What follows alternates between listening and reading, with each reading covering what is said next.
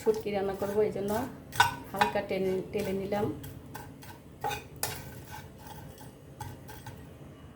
হালকা ভাজা হয়ে গেছে, এখন গরম পানিতে ভিজিয়ে রাখবো। ভালো করে ধুয়ে নিলাম।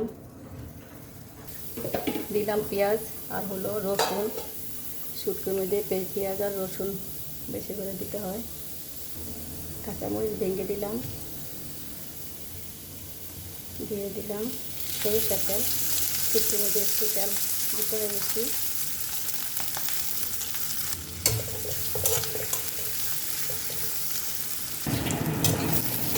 একটু আদা কুচিয়ে দিলাম একসাথে ভাজার জন্য। শুটকিও দিয়ে দিলাম তেলে ভাজার জন্য, একসাথে ভেজে দিলাম।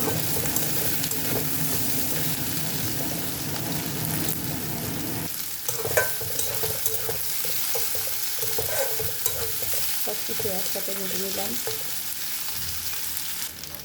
4 চামচ পরিমাণ আদা রসুন দিলাম। আদা রসুন একটু শুকনো মধ্যে বেশি দিতে হয়।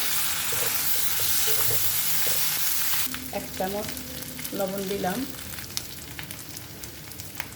মরিচের গুঁড়া, আধা চামচ হলুদের গুঁড়া, ধনে গুঁড়া, আধা চামচ জিরার গুঁড়া।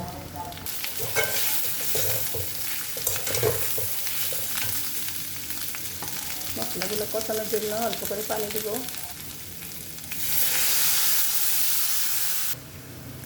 টমেটো দিয়ে দিলাম।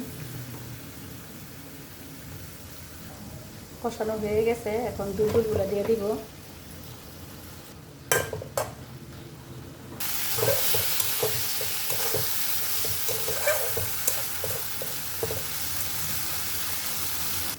পানি দিলাম আর একটু ভালো করে কষিয়ে নিব।